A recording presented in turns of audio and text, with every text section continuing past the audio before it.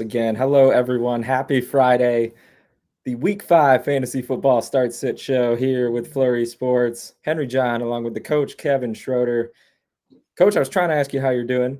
How are you doing tonight? I'm going to give you a chance to, say whatever's on your heart here, and then we'll talk some football. I'm excited to dive into the Week 5 slate with you. Yeah, I'm doing well. Well. Looking forward to chatting some football here and helping people set their lineups. I know we got an early start on Sunday here, so that'll be fun. Rise and shine to watch the Falcons. And who are they playing? Jets, baby. Gonna be a 2-game winning streak across the pond. I'm feeling it. I hope you're riding with me on that one. For those of you watching, make sure you subscribe to the Flurry Sports YouTube channel. Some good video content going up there here the past couple days. There's a DK Metcalf highlight video that supposedly is a must watch. I don't know. The views on that are climbing. So be sure to check that out. And of course, flurrysports.org. We'll be referencing Coach's Start Sit articles over there tonight, and you can find and follow all of the fantasy football writers and content over on the site. Drop those questions in the chat, any Start Sit questions you have, and we will answer any and all that we can here while we are on the air. Bit of a brief show tonight, but we're going to get what we can in. Coach, really quick before we dive into the rest of this slate, obviously the big news coming out of Thursday Night Football last night, Rams over the Seahawks. Close game, hard-fought game on both sides. QB fingers were, having a bit of trouble last night on both sides, and it looks like Russell Wilson got the worst of it here. Matt Stafford able to continue playing and played actually really well with a couple of his fingers taped up. But the latest I'm seeing is Wilson is looking at surgery to repair the nasty dislocation, and he could be sidelined up to 4 weeks here or more.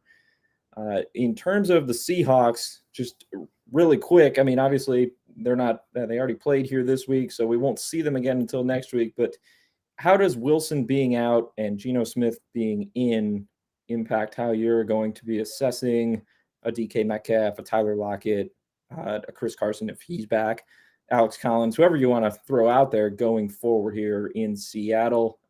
Should managers be panicking? Should they be trying to sell while they still can? Should they be holding at this point? What are your initial thoughts on those guys? Yeah, so I just what I was seeing is 6 weeks for Wilson, so that's a big chunk right there. I mean, you're looking at him coming back then for week 11. It's a big chunk of the season here. If you're 0-4, you might have to look at making a move, because I don't know if you can sit around and even if you're 1-3, I guess I'd have to look more at the targets after Geno Smith came in to kind of see who would be the start. Geno Smith was moving the ball. They were moving the ball with him in there, and DK Metcalf, and Tyler Lockett. I think you maybe don't roll with them as a wide receiver 1 at this point, but I think they're both capable of putting up wide receiver 2 type numbers. DK Metcalf is just, as you referenced with the highlight video, just an athletic specimen. And it's his catch radius is ridiculous. I think if I'm Geno Smith, I'd look for him early and often. Tyler Lockett too has the ability to take any catch to the house. So, I think slight downgrade for both of them. Obviously, Russell Wilson is one of the top quarterbacks in the game, but Geno Smith, I think, will be capable of putting some drives together. I don't think they'll be as explosive as they are with Russell Wilson, but I do think that they should retain wide receiver 2 would be kind of ballpark where I'd be looking at them. Okay, yeah, that's fair enough. Jake and I talked about it on the show last week that you weren't here for. We got into a bit of a Tyler Lockett argument. I'm not a Lockett guy, definitely not a Lockett guy without Wilson in there, but I think Metcalf, I'm kind of with you there. Wide receiver 2 range, they're not going to be what they were. Are you still probably going to be able to start them and get some decent games out of them? I think it's a little more matchup dependent now. I kind of want to see our defense is going to be getting pressure on Smith. How is that going to impact things? But big blow for the Seahawks, I think, here more than anything. And obviously, Russell Wilson owners, you're going to be wanting to hit the waiver wire and figure out something else here at quarterback going forward. I don't think we're going to be looking for an in-house replacement there with Geno Smith. I couldn't believe last night because, Geno Smith's in the game, and I'm looking it up, and it's been, years, like 5 years since he was under center for the Jets at all in a season. I don't know where time goes. It's crazy.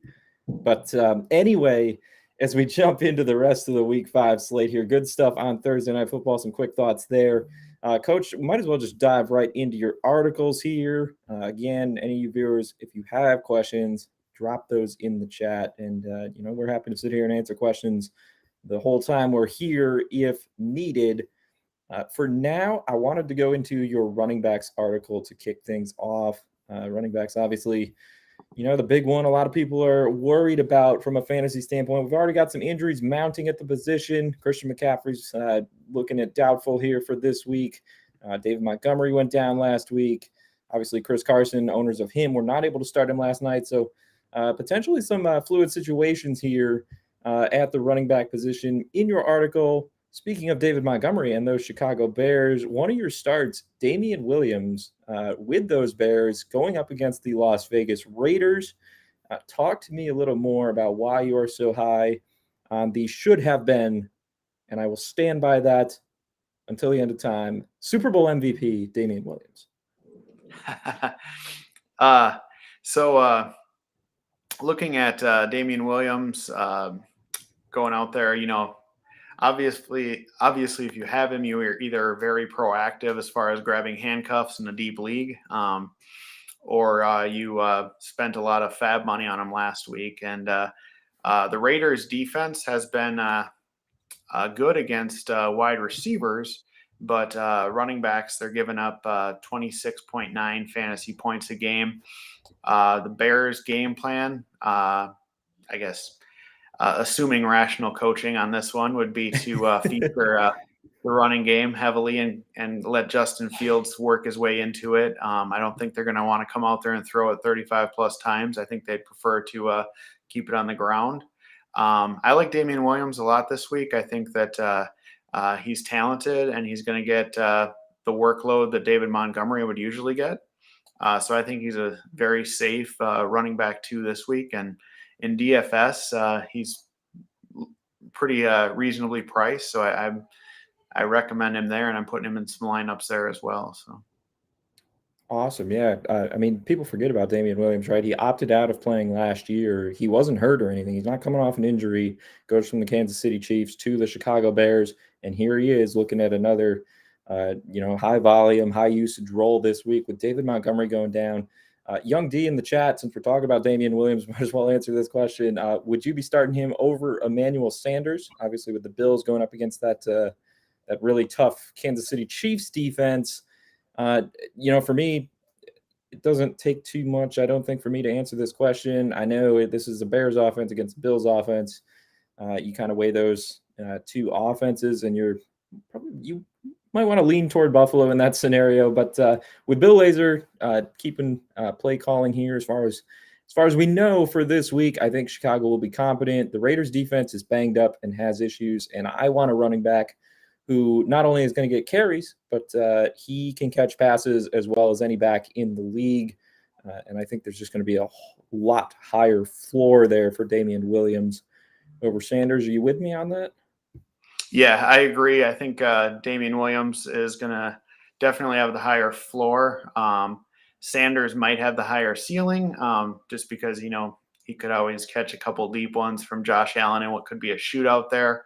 But I think if you're looking for a safe Damian Williams, I'm sure in addition to the running volume he'll get, which is we're probably looking at 15 plus carries, he'll probably get targeted, an additional 4 or 5 times in the passing game too. So I think he's a very safe play.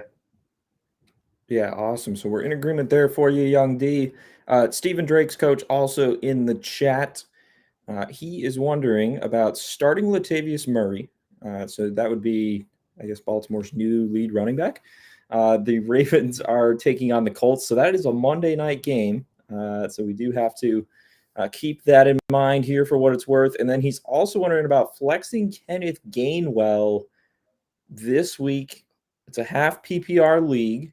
So PPR, that's going to give Gainwell a little more, bit of a boost than Latavius Murray. However, we can preface our answer by saying that in Coach's running back article over on flurrysports.org, the Start Sit running backs article, you have sitting any and all Philadelphia Eagles running backs against the Carolina Panthers. So curious to hear your thoughts here. I think starting Latavius Murray, I'm fine with that. He's, I think that he'll, again, depending on how Harbaugh is feeling on Sunday, whether or not the hot hand might be Le'Veon Bell, Devontae Freeman, or I think Frank Gore and Todd Gurley are both still out there for the total backfield remodel for the Ravens there. But I would have coming, to. Baby. What's that? Gore's coming, baby. You know it. If it's not him, it's going to be Frank Gore Jr. Just give it time. So I feel Latavius Murray, if you're in a pinch at RB2, he works. I'm not feeling as high on Gainwell in particular in a half PPR. Like I wrote in the article, I'm not a fan of the Eagles running back scenario. It's developed into a pretty even split of the running back usage between Sanders and Gainwell. And then you got Jalen Hurts taking off the top of it too. If it's PPR, I could see Gainwell as being a kind of a desperation flex. Half PPR though, that's a tough sell. I think unless you're in a really deep league, I think you can probably do better than that. Yeah, of the two, I would rather ride with Latavius Murray for this week. And to your point about the Eagles' backfield situation, I don't know what the offensive game plan was that week 3 Monday nighter against Dallas. I think the two of them, Miles Sanders and Gainwell, had like 3 combined carries. This past week, Kenneth Gainwell scored a rushing touchdown, but only had 3 carries, 31 yards. Miles Sanders had 7 carries. And for the second straight week, Jalen Hurts goes out there, 8 carries, leads the team in rush attempts. So that's, again, just 10 total carries, I should say, between the two backs there. That's not great. Not great from a volume standpoint when we're looking at fantasy here. The Panthers defense has been respectable through the first few weeks. Now, how much of that is competition, who they played, I don't know. That remains to be seen there a little bit. But I think that's a unit that has definitely improved. Did you say that they've allowed the 3rd fewest average points per game to the position on top of just the situation there? So yeah, they're giving up 12.8 fantasy points per game.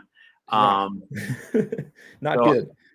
Yeah, I would definitely look elsewhere. In a PPR, I could see if you had to make a tough roster choice there, but I think you can do better in half PPR for sure.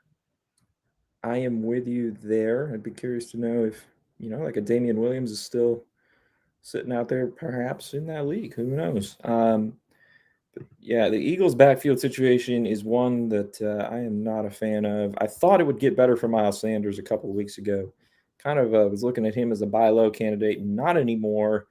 Young D back in the chat. He's wondering, Coach, Antonio Gibson or Najee Harris. So a couple of pretty solid running backs we're looking at here in terms of fantasy. Najee Harris and the Steelers are at home this week. That's a tough matchup, though, against Denver. And then we've got Antonio Gibson and Washington taking on the Saints. And for what it is worth, Saints are also a top 8 defense in terms of fewest fantasy points allowed to the running back position. However, they've allowed over 9 more per game than Denver. I don't know. We got old man Big Ben back there for Pittsburgh, dumping it off to Harris. I feel like there's a stable PPR floor there. I'd be curious to know if it is a full or a half PPR league here, I think when making my choice. And then the other angle for Washington to consider too, uh, no matter how good Gibson plays, J.D. McKissic is getting in there and getting touches on a weekly basis. What are you thinking here, the two? I like both options, I'll say that. Yeah, so so it's half PPR. Okay. I would still lean. I think Najee Harris is the play of those two. I think he's game script proof. So whatever happens in that game, if Steelers have the lead or get behind, I think if they get behind, he's going to get peppered with check downs. The scary thing about Antonio Gibson is if the Redskins are in 2-minute offense or they get behind and they're trying to hurry up, Gibson's out of the game. It's McKissic that's in there. And I would just have to think Harris has the higher floor. Najee Harris has the higher floor and possibly even ceiling this week. I'm kind of low on Gibson this week. It's a tough matchup. And it's a game that could go either way. It's a pretty close matchup between the Saints and the football team. So give me Harris there. All right. I like it. I think I'm in agreement with you. I know you and I both are iffy on Harris's outlook long term, but so far he's proven us wrong. And, maybe Roethlisberger's decline as a passer, arm strength decline there is to his benefit. I think as long as he's healthy, I'm pretty sure you're agreeing with me there just based on your assessment. But in terms of PPR, I don't think you can go wrong with him. He's a weekly start here at this point. For the rest of coaches start sits at running back in the article, head on over to flurrysports.org. We're going to jump into some wide receiver talk here. Again, though, if you have more questions, no matter the position, feel free to drop them in the chat, and we will pick them off as we go. Want to get some wide receiver talk in here, though, Coach. We talked a little bit about that Ravens-Colts game with the Latavius Murray question from Stephen Drakes. You have in the article, we're starting Marquise Brown against the Colts defense. This is a Colts defense that graded really well last year in terms of some adjusted efficiency metrics. Now, scoring-wise, they gave up some points down the stretch as the competition got a little bit tougher. This was a Colts defense I was really high on. This year, not so sure that it's quite the same beast. Indianapolis did get their first win last week against the Dolphins. The Jacoby Brissett revenge game did not come to fruition, unfortunately. I remain standing by Brissett as being better than Tagovailoa there. Another point from the show last week that you weren't here for.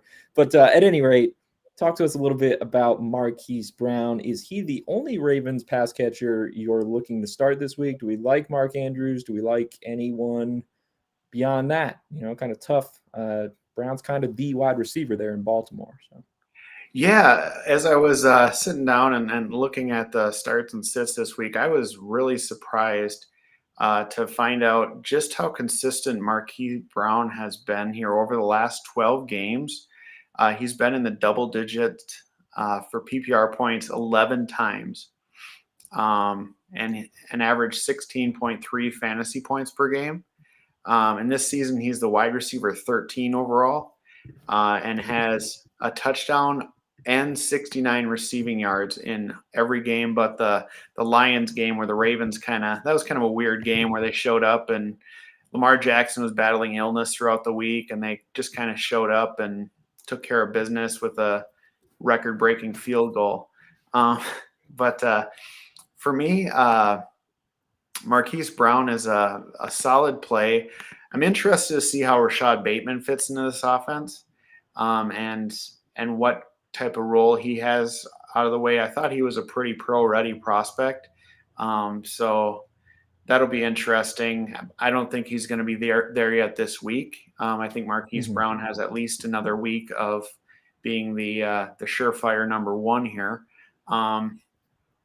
As far as Mark Andrews, it's tight end. It's the volatility week in, week out. He's got as much upside as anyone. He can score 2 touchdowns any game. He can also go out there and get 2 catches and completely disappear from the game plan.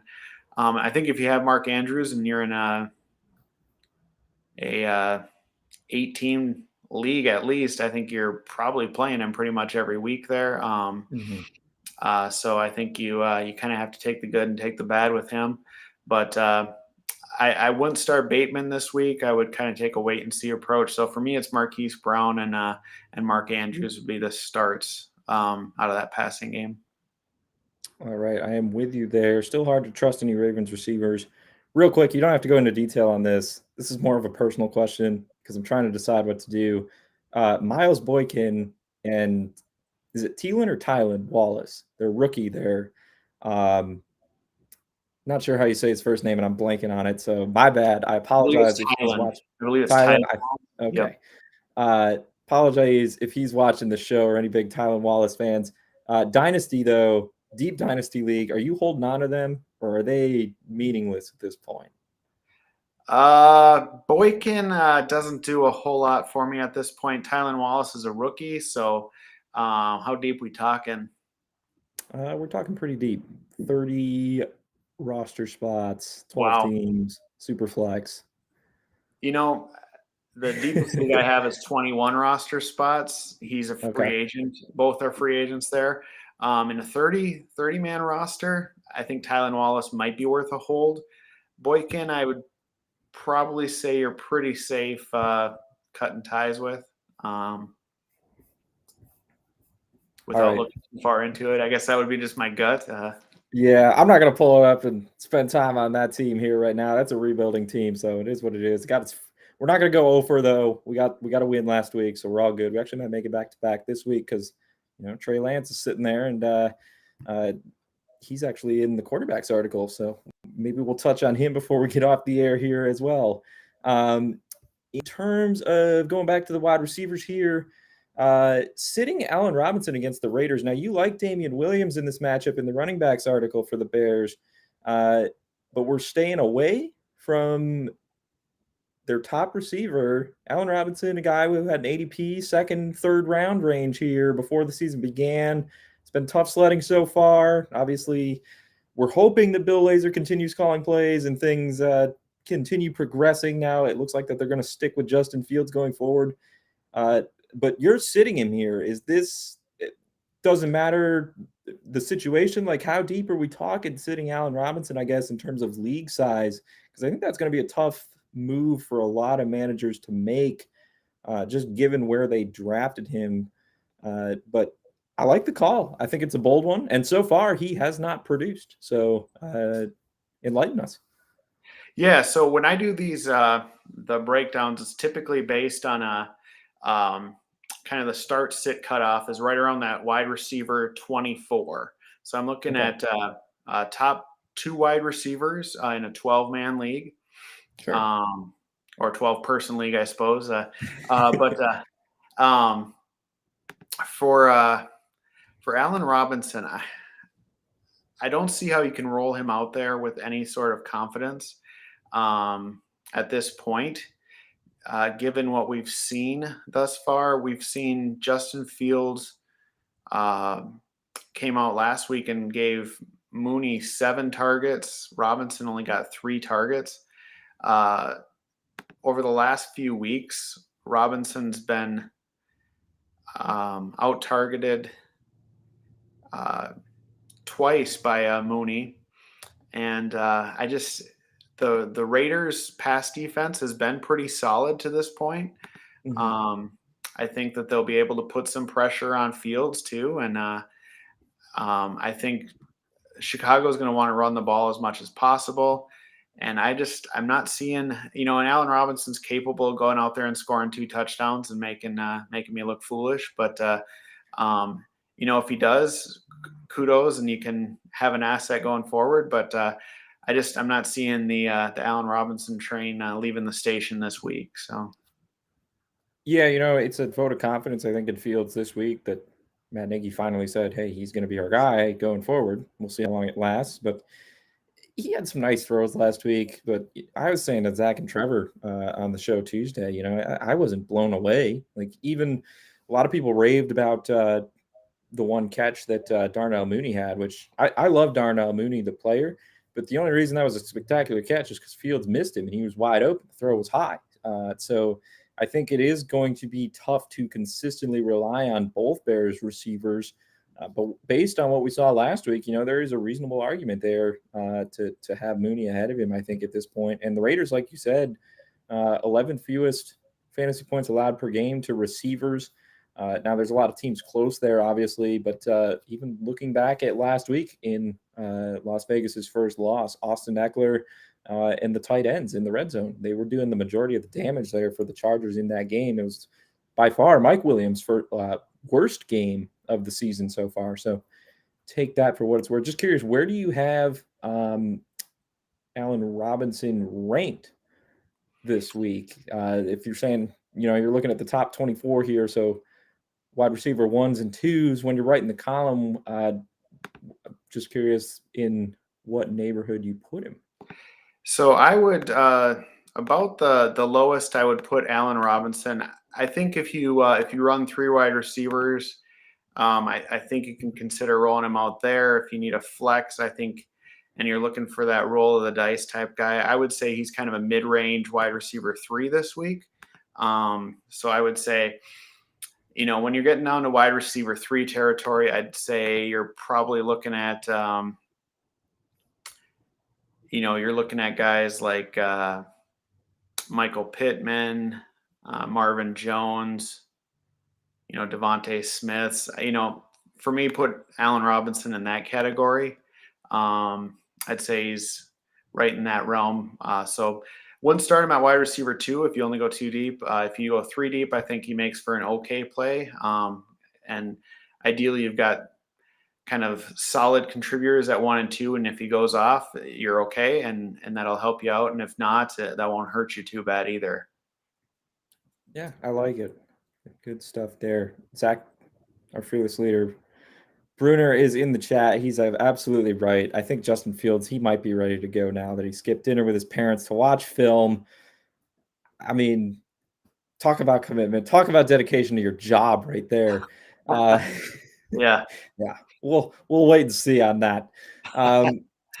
I also have to ask you, you have in the article starting Ja'Marr Chase. Now, going back to the Bengals last game, last Thursday night against the Jaguars, it was the CJ Uzomah show, which I was actually really happy for him as a guy who went down with an Achilles injury. Those are never fun to come back from. We've seen careers never be the same. Guys who tore their Achilles. Uzomah goes out there, 5 catches, almost 100 yards, couple touchdowns, lights it up. Tight end 1 in week 4. I was really surprised to see everyone flock to Dawson Knox in the tight end waivers this week, and Uzomah is still less than 5% owned in ESPN leagues. Joe Burrow likes to throw to the tight ends.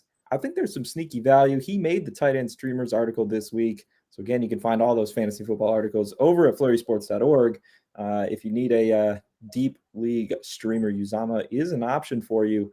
But so Uzomah's there. I think he's able to maintain a role going forward. Obviously, Joe Mixon not going to be in there this week, so that could lead the Bengals to be passing a little more often. But you also got Tyler Boyd in there, who he was the top targeted receiver last week. Curious to hear more why you're so high on Ja'Marr Chase, and maybe what you think of Boyd and Uzomah compared to him too. Yeah. So the Packers secondary without Alexander this week, they've been tough to this point, but you take out Alexander and that's taken away a lot. I'm a big Ja'Marr Chase fan. I ever since the Bengals drafted him there and kind of reunited Burrow and Chase, I thought that was going to be a pretty electric fantasy football combo. And so far they haven't disappointed. Definitely Mixon likely to miss. Welcoming back T. Higgins likely this week. I do think they're going to pass it a bit more, I think, because they're going to have to. And I think the Packers are going to put some pressure on them to make them have to pass as well. This is kind of one of those sometimes when I'm writing this, I'm kind of surprised that some of these guys are ranked right at that cusp. This is kind of a vote of confidence in Ja'Marr Chase, where I'm saying he's pretty much a locked in wide receiver 2 going forward. I think the target share there he's typically gonna be the first or second wide receiver for targets there. There's a lot of mouths to feed, and if Uzomah is gonna be featured as well there, I mean that's four receivers to keep fed for routes. But with Higgins back this week, I think we're going to be looking at kind of a more of a split for targets. We'll probably see, in the games that it was all three receivers, Boyd, Chase, and Higgins. You saw Chase get 7 and 4 targets. He's going to get some longer routes though too, and he, as we've seen, he can make a big play happen pretty much on any play. He's got 3 30-yard touchdowns this year, so it's more just without Jair Alexander possibly covering him. I think that he makes for a great wide receiver 2 play, and I think going forward he should be locked into your lineup. Good stuff. That Bengals offense, like you said, it is loaded. Definitely, obviously, chemistry going back to the college days there between Burrow and Jamar Chase. So, feeling a little bit of a shootout. Aaron Rodgers, Joe Burrow, they could be going back and forth in that one on Sunday. The Alexander injury for the Packers, I think that is huge. Right there with you on that, especially considering that they are coming into the game with Jair Alexander. 20th is all adjusted defensive efficiency against the pass. So take that and make it quite a bit worse when they can't shut down anyone this week with him off the field. We got another question here in the chat. Isaac Lopez, a.k.a. Big Mac, is wondering, Damian Williams, he's the star of the show. The should-have-been Super Bowl MVP, Damian Williams. I love it. He's wondering, would you start him or Mike Davis this week? Now, Mike Davis with the Falcons going up against the Jets, the sneaky good Jets run defense, I might add. Jets defense had 7 sacks as well last week on Ryan Tannehill. Just want to point that out there. Winning streak this week over across the pond. Go bet it now. They're still underdogs. And Cordero Patterson has been cutting into Davis's usage a lot. Now, the Falcons are going to be without their top 2 wideouts. Does that mean Patterson is going to be having to run some more routes as a receiver? I think if there's a week where we're going to see them both on the field together, which the Falcons have done a little bit of that here, their first 4 games, it's just Patterson seems to be getting all of the work and the touchdowns, which is obviously good for fantasy. But if there's a week where they're going to both be on the field together, it's this week. But Damian Williams, you and I both think he has a solid floor with upside. What are your thoughts and your lean here for Isaac Lopez, a.k.a. Big Mac's question? Yeah, for me, it's Damian Williams. I think that he's going to be the bell cow this week. I think he's going to get the work. Justin Fields will take some runs in there too, and maybe a QB sneak if they get close. But with Mike Davis, he's just a guy. He's averaging, I think, is it 3.1 yards per carry right now? It ain't been pretty. Now, I don't know how much of that is to blame on him or the Falcons' offensive line. Like, the Falcons haven't been able to run the football for years, so it's debatable on that, but it hasn't been pretty. Yeah, and Cordero Patterson's going to get more work. They're just going to keep phasing him in. Without their top 2 wide receivers, I think this might be the game we see Kyle Pitts, maybe Hayden Hurst might take on a little bit more of a role too. Mike Davis, until he shows something, it looks like he's becoming second fiddle on that team to Cordero Patterson. And I mean, like I said, he's just a guy. He's averaging 3.1 yards a carry and 5 yards a reception. So it's and I don't even think he's gotten in the end zone this year. One touchdown. Hasn't. Yeah, Does he have one touchdown now? One receiving touchdown, yeah. Okay. Yeah. I would go Damian Williams there. I think I'm with you, especially if we're talking to PPR here. Just the Falcons offense, man, Matt Ryan's bad. I know they scored a lot of points last week, but come on, you got to win that game. And here's the other thing. I'm just curious to hear how you weigh in on this. This is a little intriguing. I said sneaky good Jets run defense. They were really good last year, and they're doing it again here this year. 15th in adjusted defensive efficiency against the run, so that's plenty respectable. It's not great, but they're solid in terms of stopping the run. And this is coming off of a game in which they played Derrick Henry last week. Fantasy points allowed, speaking of playing Derrick Henry, 33.38. That is the most on average per game of any defense in the NFL to the running back position. Now, here's where that gets skewed versus the adjusted number. Derrick Henry and Jeremy McNichols were the only ones doing anything last week for the Titans because they were down their two top receivers. And so even on passing plays, Ryan Tannehill constantly checking it down to McNichols. They were the two guys hurting the Jets. So does that sway you at all, knowing they give up a lot of fantasy points? Or are you going to side more? You're going to stick with Williams here? I don't know. Maybe I'm presenting these numbers to you just to get a feel. Would you start Mike Davis at all this week, or is he flex territory? Where do you come down on him? Because those numbers don't add up for the Jets defense. So I'm curious how you see this one playing out. Yeah. So I would consider Mike Davis a flex. I mean, and by flex, any guy who's going to touch the ball, he'll touch the ball probably, I think, 12 plus times. I'm just looking to see his usage in the last few games. So he's had 18 touches the first week, 16 the second, 16 the third, 15 last week. I mean, so you're going to get 15 touches out of him. That's better than you can get from a lot of guys. I mean, with that volume, I think you got to consider him as a flex. Certainly, I wouldn't want him in a running back 2. But if you have to flex him, I think you have to do that. But it's not one I'd feel really confident in. Yeah, Zach Bruner again, fearless leader in the chat. Mike Davis, 1.37 yards before contact.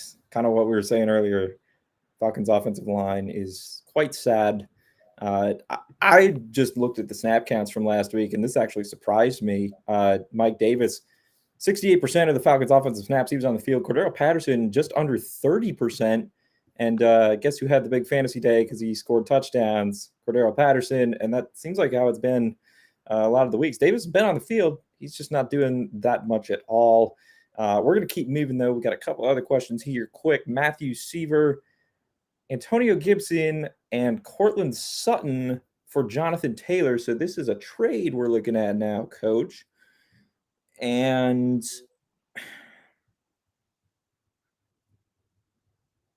that is going to be a yes for me. And I'll tell you why. I know Gibson hasn't been pretty, but I think at some point Washington's going to realize he is superior to J.D. McKissic. Perhaps it's a thing where they're trying to conserve him for the back half of the season and keep him a little fresher in terms of wearing him down now. And Cortland Sutton, I think there's only one way to go for him, and that is up. And I think the tipping point for me is I am not a Jonathan Taylor fan. I know he finally found the end zone last week. Owners were happy. Colts were winning that game last week. That was a very different style game than what Indianapolis played any other week against the Dolphins there in week 4. So long as it is a competitive game and or the Colts are trailing, it's Nyheim Hines on the field. And you can just look at snap counts from the first few weeks for that. So I would take the 2-for-1 here. And I think I'm getting a couple guys back who are going for less than they probably should be and definitely would have been going for coming into the season based on ADP. Do you agree, disagree? Am I crazy? No, I agree. I think Gibson and Sutton's the way to go on that one. Gibson and Taylor are both very, very similar as far as their kind of prognosis for the rest of the season. You mentioned Nyheim Hines. Whenever the Colts are trailing, It's McKissick whenever the football team's trailing. So it's. I guess I have more faith that the football team will be in more positive game scripts. I think they're going to be more apt to win some games coming down the stretch and be a better team than the Colts. I would prefer Gibson. Gibson and Taylor is both very close, and then if you have Sutton too in there, I think the Gibson-Sutton way is the clear winner of that. And keep in mind, Jerry Jeudy's still out for 5 more weeks at least for the Broncos after his ankle injury. So I know it hasn't been as pretty for Sutton with Bridgewater under center. Bridgewater doesn't really like to throw it deep, but got to think he's going to look his direction maybe a little more going forward. And I agree with you on Gibson there as well. You still good on time? Do you need to? Yeah, I'm still good. We don't have a birthday party tonight here now, so. Oh, all right, perfect. I don't know where I was in that chat. I was just mad that I screwed up the original start time. Whew, No it was worries, bad hour and a half for me before the show started. Let's just say that. I only have one AirPod for those of you who weren't here at the beginning. Mr. Grapefruit in the chat here, Coach. Thoughts on his 10-team standard trade? Okay, so standard league here. Traded Patrick Mahomes, Tony Pollard, and Tyler Lockett for Ryan Tannehill, who he plans on dropping, Terry McLaurin, and Clyde Edwards-Helaire. He has Jalen Hurts, and he added Sam Darnold this morning. So we've got a lot going on here. Do you have any initial off-the-top thoughts? So looking at this, I prefer, Clyde Edwards-Helaire to Pollard. I think that's a plus. There you're getting the full-time back for the Chiefs compared to split back 1B in Dallas. We talked about Lockett with Wilson out for 6 weeks. McLaurin's a huge upgrade there.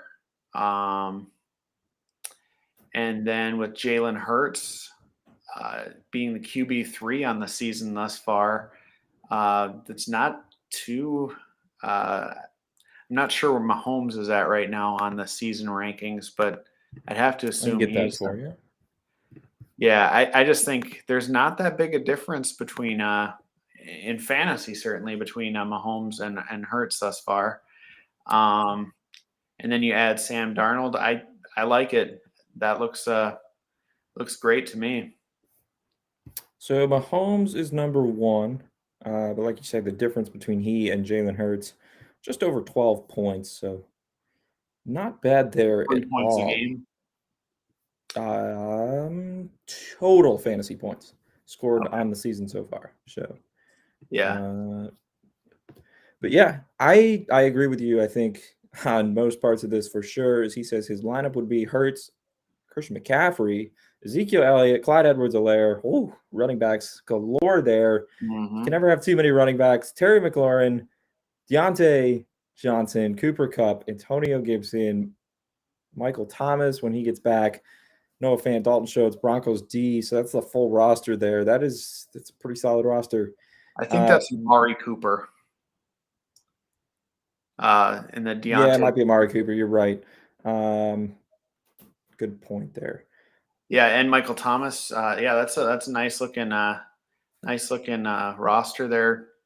You got Darnold for depth there at quarterback, some deep running backs, deep wide receivers. So here's my one bone I want to pick, and I feel like you might call me crazy on this one. Sam Darnold, quarterback 7, total points scored on the season so far. Just over 94. Ryan Tannehill, quarterback 18 on the season, 69 fantasy points scored. Why do I want to keep Ryan Tannehill from the trade and not bother with Darnold?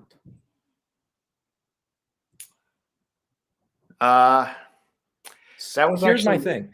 So many of Sam Darnold's fantasy points, so much of his fantasy value is tied up in these rushing touchdowns. Now, Joe Brady, he's one hell of an offensive coordinator. I think he's been a great thing for Sam Darnold there going to Carolina and getting away from Adam Gase for sure. As I sit here wearing a Jets hat, I will admit that. However, is he going to keep scoring rushing touchdowns, multiple rushing touchdowns every single week? I don't know. Panthers' schedule is going to get tougher than it was here these first few weeks. They started 3-0, but Texans and the two New York teams, you can kind of take that for what it's worth. As he's saying, he could keep 3 quarterbacks, but people don't really need many quarterbacks. Totally hear you there, especially if it's a 10-team league. I'm in a 16-teamer where we're only starting 1 quarterback. I'm holding on to 3 just because I drafted them late, and so I want to have options on a weekly basis where it's tough to pick guys up and stream them. He says Lance was the quarterback target. Darnold was left for the Buzzards. Totally get it.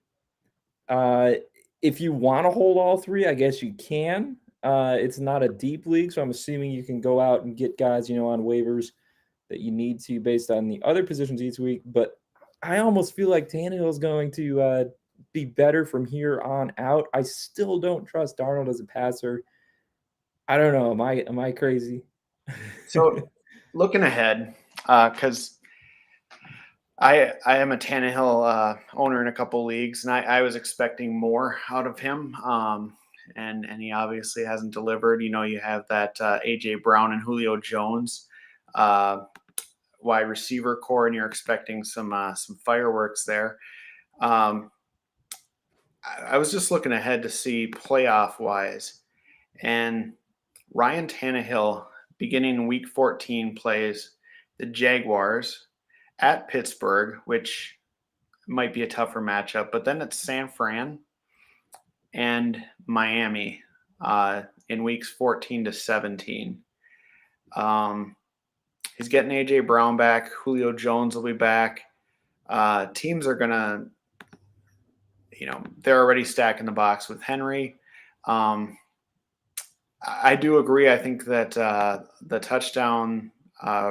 the rushing touchdown rate for Sam Darnold can't keep up. I mean, he's got how many rushing touchdowns did you say? Is it 4? He leads the league right now in rushing touchdowns. Hang on a second. 5 rushing touchdowns. 5. Yeah, and he's got 2 in each of his last 2 games. Yeah. Down the 3 stretch, picks, fumble lost. I don't know. And down the stretch, he has Atlanta week 14, which should be a nice game. But then it's at Buffalo, bad weather, and Buffalo's defense. Tampa Bay week 16. I know their passing defense hasn't been that solid yet, but I'd have to think by then it's going to be better. And then at New Orleans, I think I'm with you. I prefer Tannehill. I think going forward, I think Darnold's got some. He's had some luck here thus far, and I would say Tannehill's had about one of the worst starts that you could draw up for him this year. Yeah, I wonder how much of that is losing Arthur Smith, and now, of course, Arthur Smith looks real great down in Atlanta with Matt Ryan. But there was some transition there with that Titans offense. So, and the receivers, like you say, they haven't been healthy. Curious to see what you do. You'll have to come back and let us know, Mr. Grapefruit. Either way, I think you are sitting in a pretty darn good position there. He also said, sucks losing Mahomes, but oh well. I mean, we both agree you won the trade. Getting Edwards-Helaire for Pollard there, really the big swap at running back. And then could keep Tannehill, but he wonders about grabbing the Colts defense to use against the Texans last week. That's a solid play too, thinking ahead. I love when I pick up a defense to use the next week ahead of time, just because, I'm thinking like that. So that's a good way to feel smart there for sure. Zach Bruner, Sam Darnold is Vanilla Vic. It's like one of the best nicknames in the NFL right now. Deshaun Witherspoon, he's been chiming in here while we've been talking to Darnold. He picked him up in free agency. Don't blame me there. Based on what he's done so far, no harm or foul in doing that. He's looking forward to McCaffrey getting back. He got DJ Moore as well. DJ Moore has been going off. I'm a little surprised that it hasn't been more Robbie Anderson just because Darnold and Anderson were together in New York. But hey, the DJ Moore owners definitely are loving it. Sean Weatherspoon also traded DeAndre Hopkins and Mike Williams for Julio Jones and Christian McCaffrey. Ooh, and he already has Alvin Kamara. That's a fun little trade right there. Do you have a preferred side? I don't think you can go wrong getting McCaffrey. Obviously, he's going to come back. Almost made it back this week. It looks like it's going to be one more on the bench for him with that injury, as he was officially listed as doubtful today. And Julio Jones is going to be sidelined again this week as well. But, like we're saying, Ryan Tannehill, we're going to expect some positive regression there. I think it comes with the territory. We're expecting the same thing for Julio Jones when he gets back. Those first 3 weeks weren't pretty. Obviously goes down with the injury. I love me some Mike Williams, though. I don't know. Do you like that deal?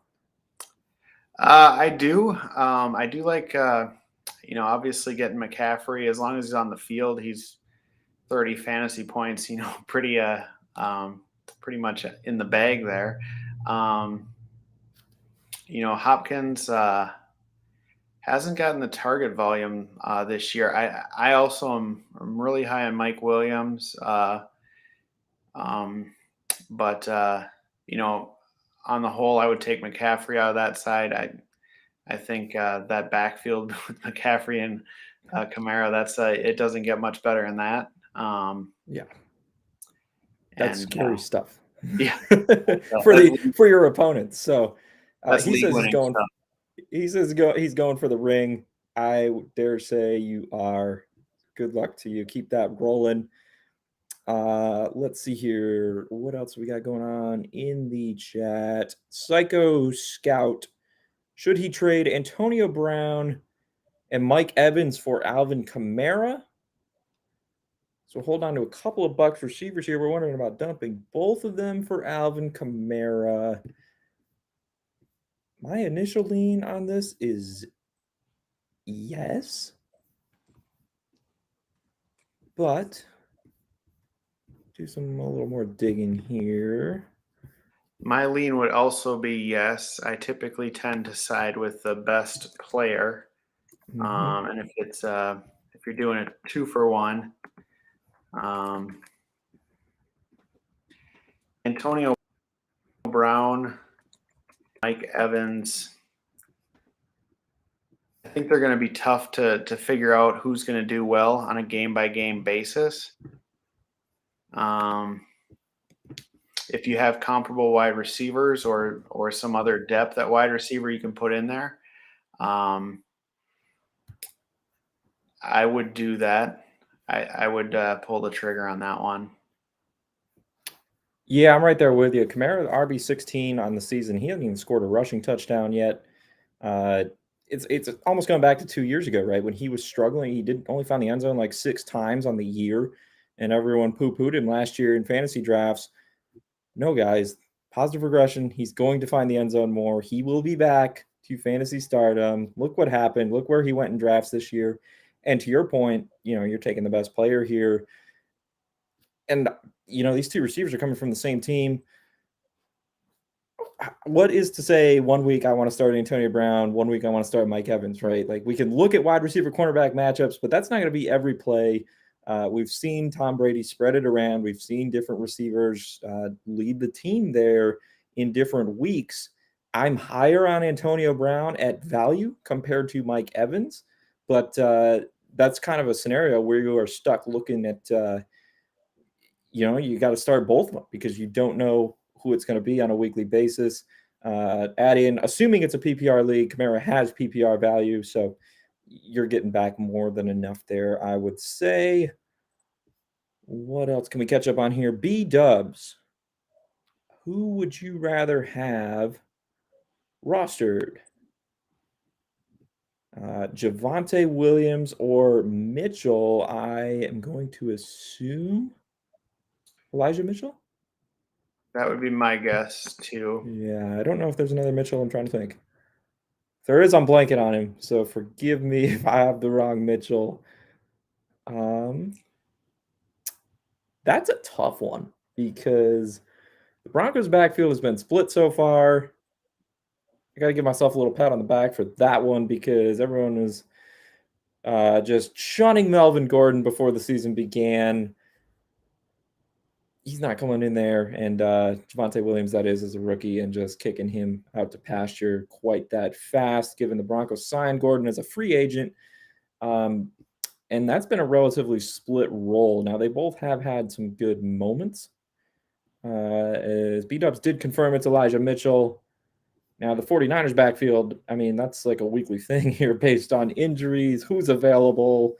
Now we got Trey Lance this week at least, and perhaps for the foreseeable future. You know, if Trey Lance plays well, does Jimmy Garoppolo get back on the field next week when supposedly he's going to be healthy again from that injury?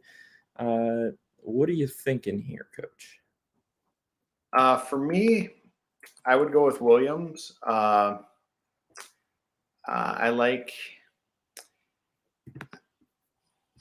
the security. I think with Javonte Williams, you're getting flex value every week. Elijah Mitchell, when he's fully healthy here, what's that going to look like? Yeah, it's is it going to be Trey Sermon? Is it going to be Elijah Mitchell? Is it going to be and we got Jeff Wilson waiting in the wings to come back here in a couple of weeks as well. And it might just change mid-game. You might go into a game feeling very confident it's one, and becomes another. I will say, if you can nail the 49ers running backs, I think their schedule coming down the stretch is very nice. And I'm talking playoffs. It's at Cincinnati, Atlanta, at Tennessee, and Houston. So that would be a case to be made for Mitchell, but I don't know whose job that's going to be. So if you're keeping Elijah Mitchell on your roster, like you say, you don't know whose job it's going to be. You know what else you got to deal with is those in-game Shanahanigans. Got to get that in here while we're talking Niners backfield. Like Elijah Mitchell could start the game, but as Coach has detailed for us many a times on this very program in his articles, those good old Shanahanigans, you never know when you might be the starting running back and he might see 5 carries and the third stringer Jeff Wilson gets back from the pup list and he sees 20. So who knows there? I think I'm going to go with you on Javonte Williams there. There's just not enough clarity in San Francisco. And there are 3 guys. When is Mostert due back again? I think he's out for the year. Is he out for the year? Okay. I think so, yeah. So long ago that he got hurt. Yeah, season-ending injury. Okay. Wow. But still, you got 3 backs there. And now if you add in the rushing threat of Trey Lance for however long he's starting. Also, we've seen Trey Lance come in those red zone packages and run in for touchdowns, even when he's not the starting quarterback. So again, the Shanahanigans expand to the quarterback position and Trey Lance could vulture a touchdown away from Mitchell or any of those guys on any given week. So I'm going to go with Williams there with you as well. Let's see here.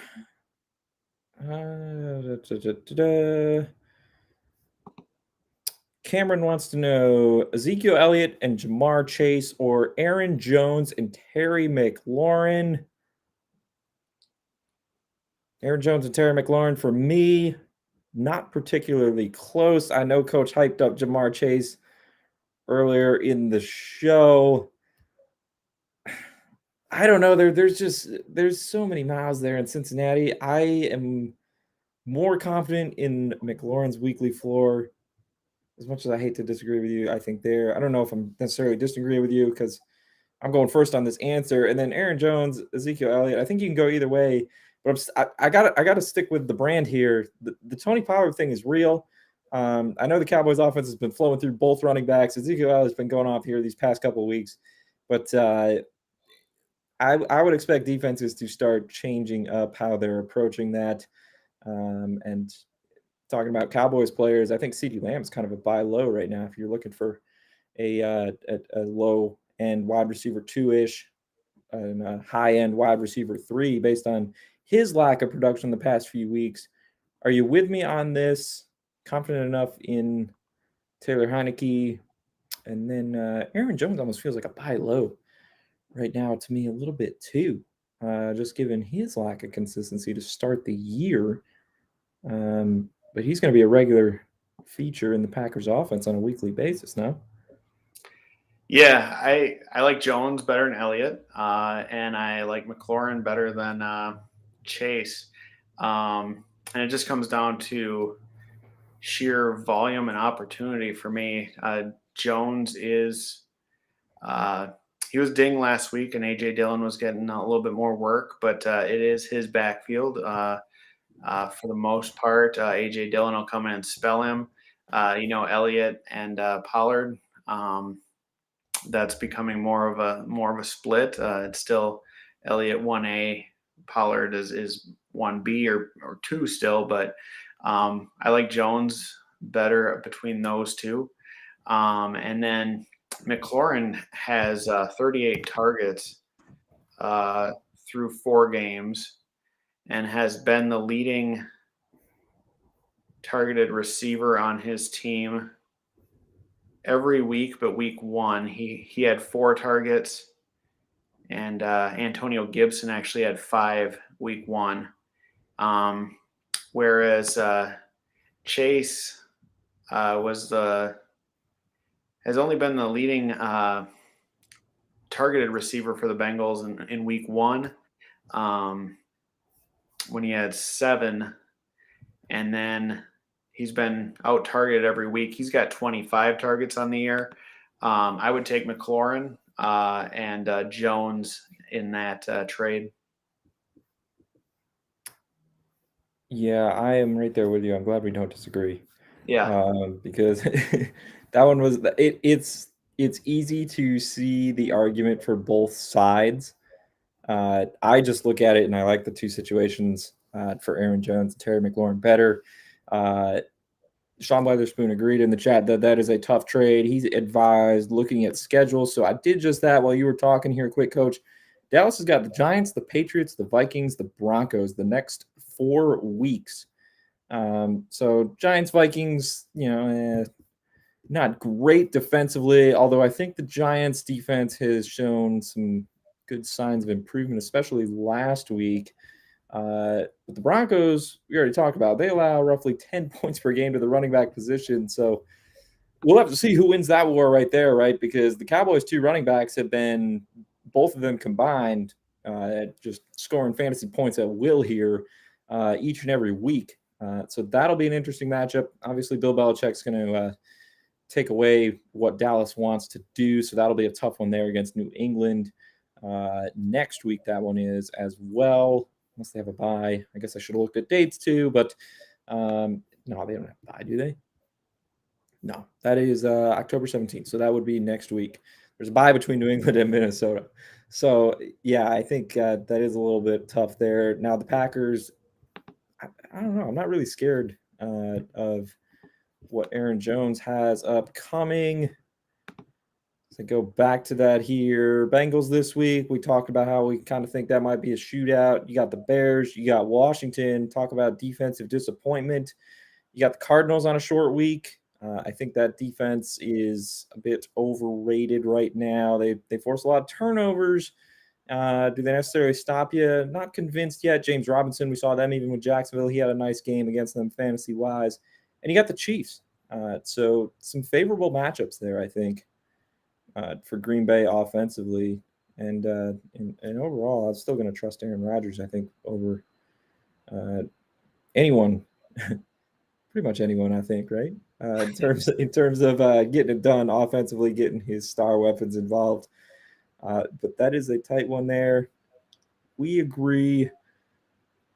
We got Anshu Yadajiri just traded Cordero Patterson and Amari Cooper for Calvin Ridley. Win or loss? I'm going to have to go with a loss on that one just because Ridley's out this week. Um, and I like getting Amari Cooper in there. Cordell Patterson's been a major surprise, I think, for a lot of fantasy analysts this year, getting things started. But at this point, you can't shy away from him. Uh, and honestly, I don't know. I trust Matt Ryan. I think dumping down to a guy like Patterson going forward more than I do getting it to his receivers, just with how he has looked. He says he doesn't need Ridley for this week. Okay, he's got Eckler, Henderson, Gibson, Deontay, Godwin, Higgins, and A-Rob. So you got some solid receivers there, some solid, that's a solid roster for sure. I don't know, Coach, where do you come down on this? I love Calvin Ridley, the player. I just don't know if I trust Matt Ryan to make that a solid trade win. Yeah, that one's tough. Ridley, I am with you. I think he's a great talent. I think Matt Ryan is should be with Ben Roethlisberger somewhere golfing in Florida at this point.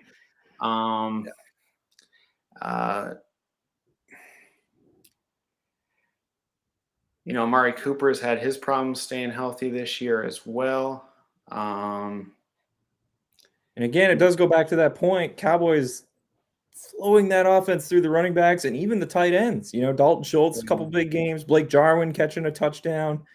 So I can sit here and I can make arguments for Calvin Ridley too. My gut just tells me, I think it comes down to Patterson, Ridley, same team. I know Patterson's been a lot of the points have come on touchdowns, but can Matt Ryan continue getting it down the field? And I don't know. So you're throwing Cooper in there for me too on the Patterson side. I don't know if my thought process makes sense there for you. But yeah, I think I'm actually leaning the Patterson and Cooper side of that. Would be my preferred side. Yeah, of that as well. It's a close trade though, and like he said here, he's got a solid lineup. So you get Ridley back here next week, and well, I guess it'd be 2 weeks because the Falcons have a bye. So that's another thing you got to consider there. But I think you can plug him in and make it work. Yeah, that is a tough one though. Good arguments on both sides. Let's see here. He said he might try and rework it, so that is good stuff there. Let's see here, and you just hit this up, so thank you, Anshu. James Zhao, James Zhu. I apologize if I'm getting the name wrong. Let's see, Darrell Henderson or Antonio Gibson, PPR. Ridley or Godwin, PPR. So we got a couple questions here. Darrell Henderson or Antonio Gibson, and then also Calvin Ridley or Chris Godwin. These are for roster spots, I'm assuming. So we're looking at a shorter league here, perhaps.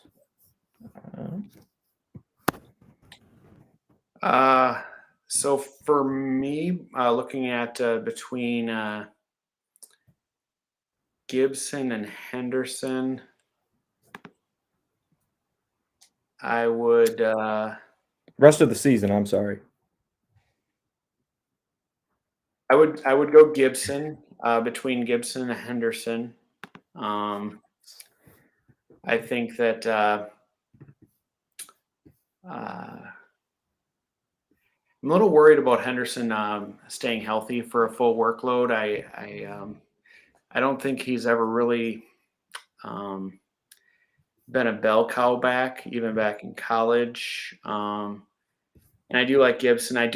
I'm still mystified that McKissick is getting all the receptions in the 2-minute offense. I mean, Gibson was a wide receiver in college.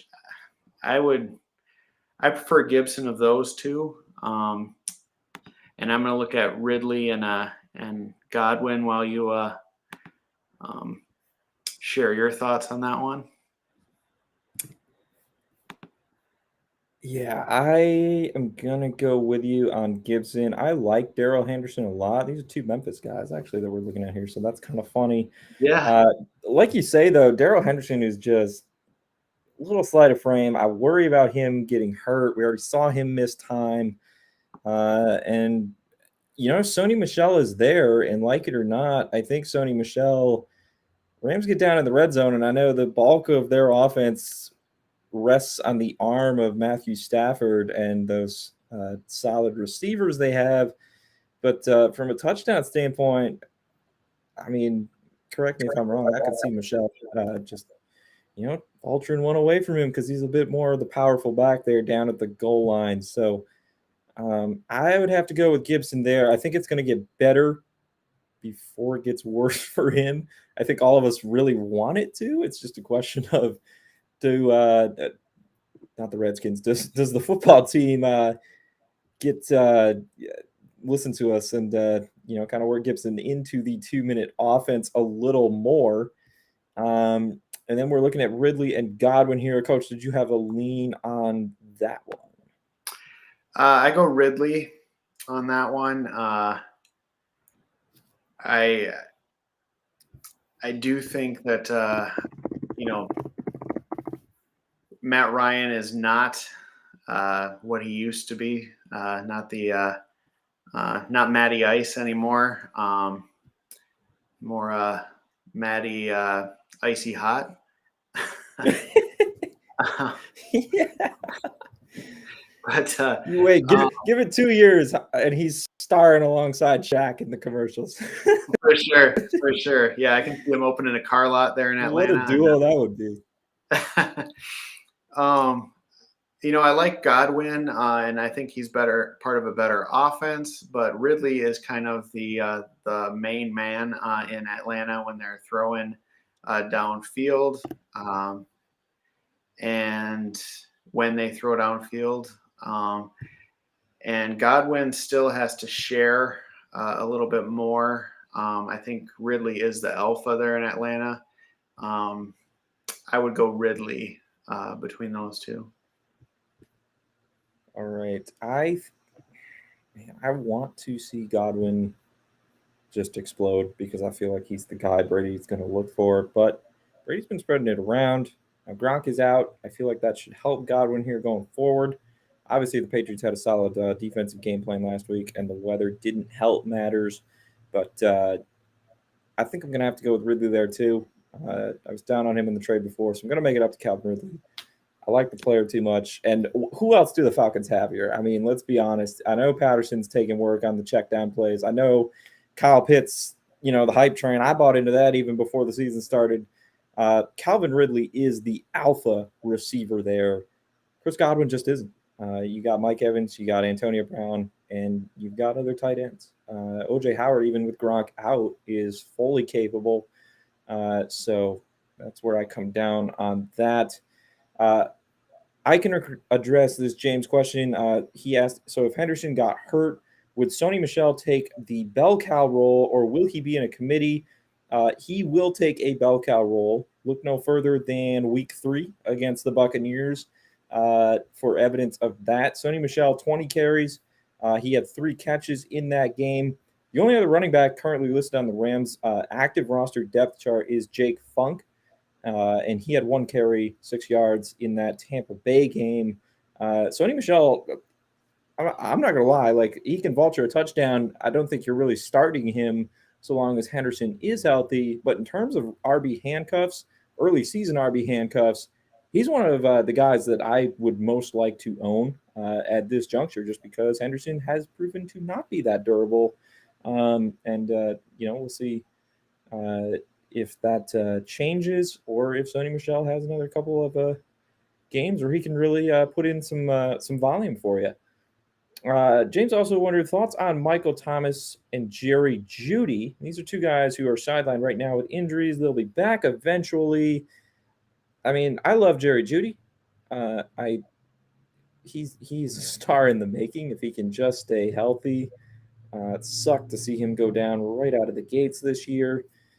I don't really think it matters who's at quarterback, Teddy Bridgewater or if Drew Lock somehow gets in there and takes over or whatnot. If Bridgewater gets hurt again, he is on track to play this week, by the way. Full practice today for Bridgewater coming out of concussion protocol. But I love me some Jerry Jeudy. If I can buy him low while he's sidelined, I'll do it in a heartbeat, especially if I'm in a position where I can afford to wait on him. Michael Thomas, not as big of a fan, but then again, what else is in New Orleans right now in terms of receivers? What are your thoughts on these two guys, Coach? Yeah.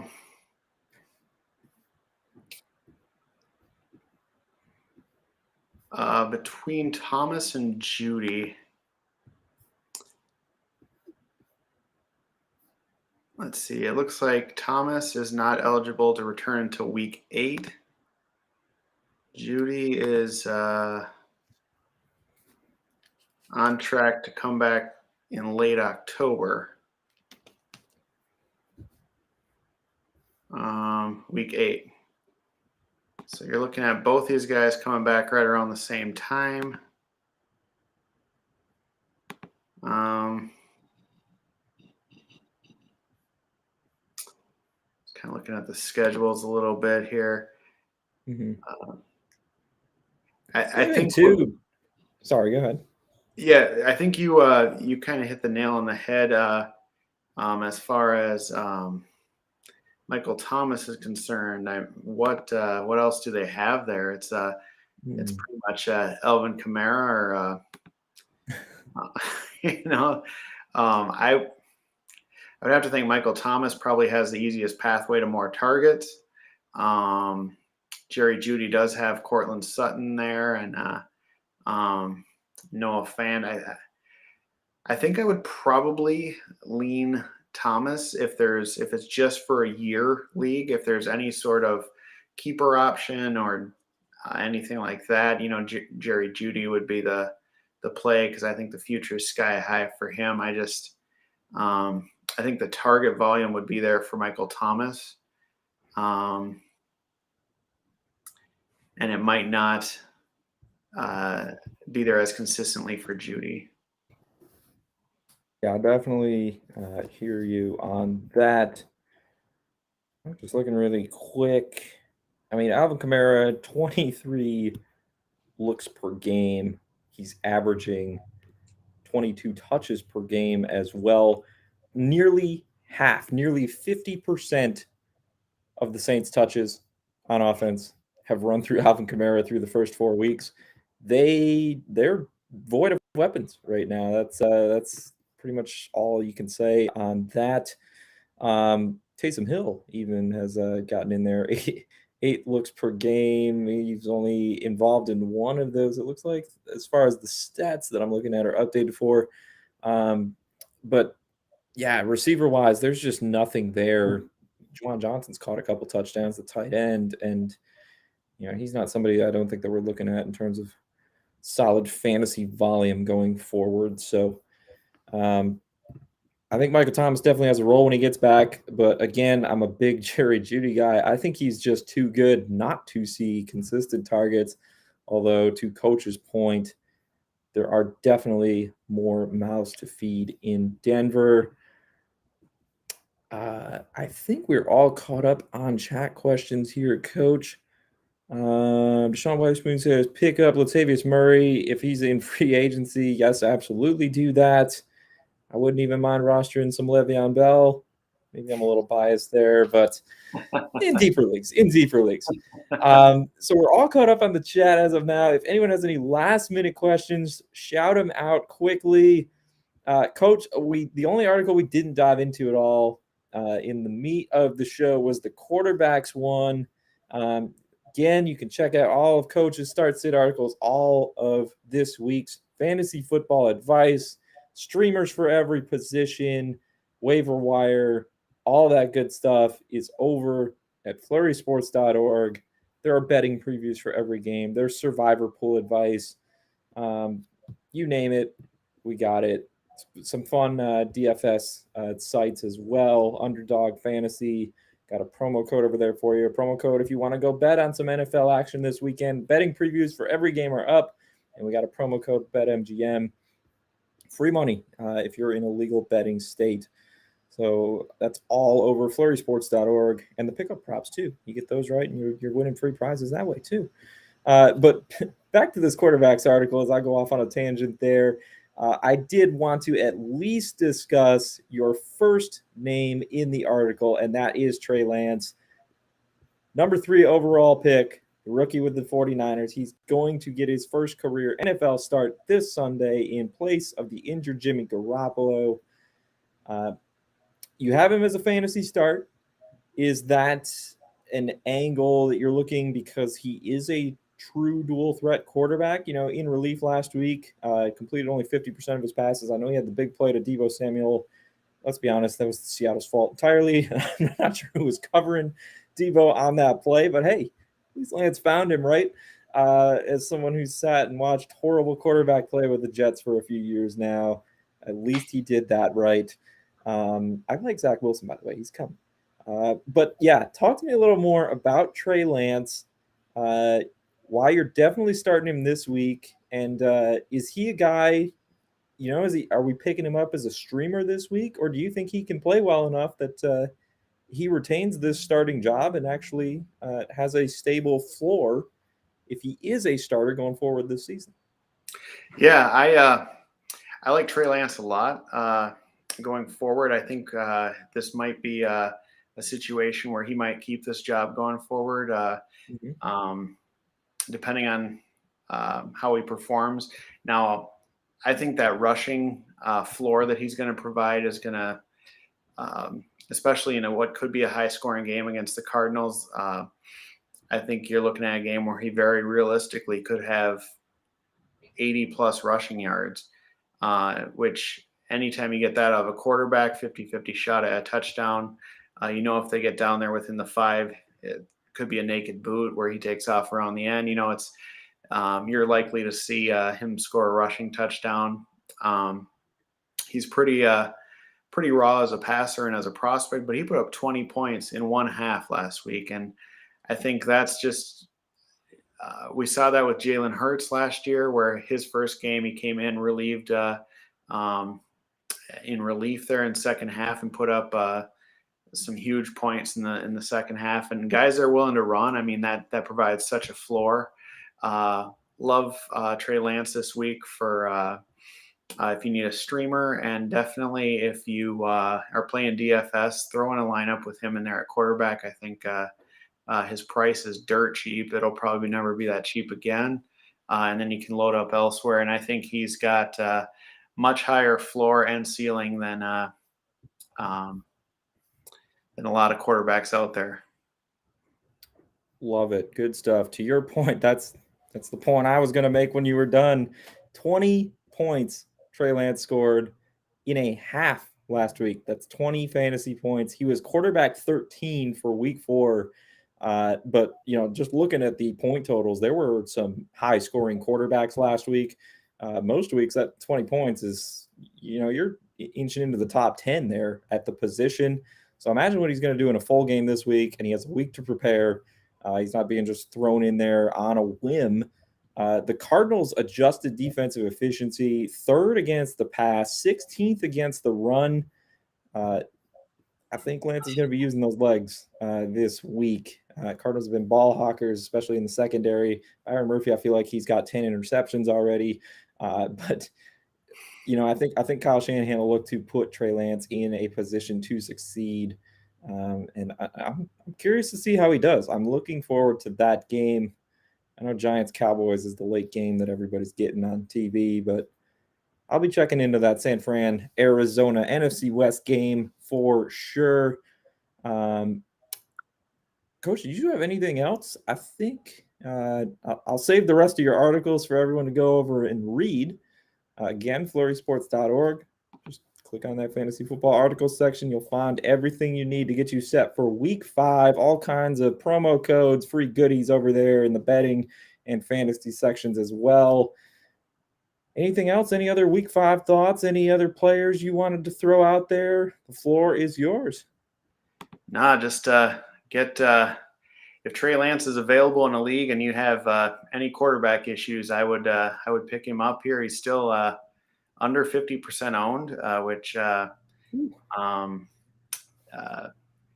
if you're in a league where you're treading water at quarterback or have just a guy who's just getting it done, or you're streaming him, I think he could be your answer here for the rest of the year. So, I just had to look just on a whim. That 16 teamer where I was telling you it's tough to get quarterbacks. I was carrying 3. I was carrying Mac Jones, Jared Goff, Teddy Bridgewater, and it looks like I got Trey Lance.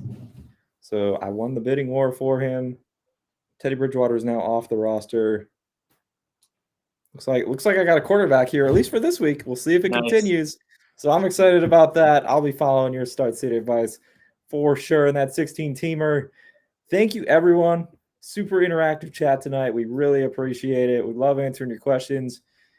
Coach, what are we thinking? I know, we kind of are moving the show around a little bit this year. Are we good for Friday next week? We'll be back with Start Sit? Or are we doing Thursday? Do you know? Friday will work. It'll just have to be a little earlier for me. Okay. I think we'll touch base over the week here. All right. So, yeah, for sure. Plan to see us then on Friday next week with Start Sit. And of course, you got your programming, your regularly scheduled Flurry Sports programming throughout the week, wherever you're taking it in. I'll be back probably with Bruner and Trevor on Tuesday for a little ad drop discussion. You got the main rankings show Wednesday. And we'll be back next Friday. So thank you again, everyone, for joining us. Thank you, Coach. It's been a pleasure as always. And we will see you guys next week. Good luck in week 5, everyone.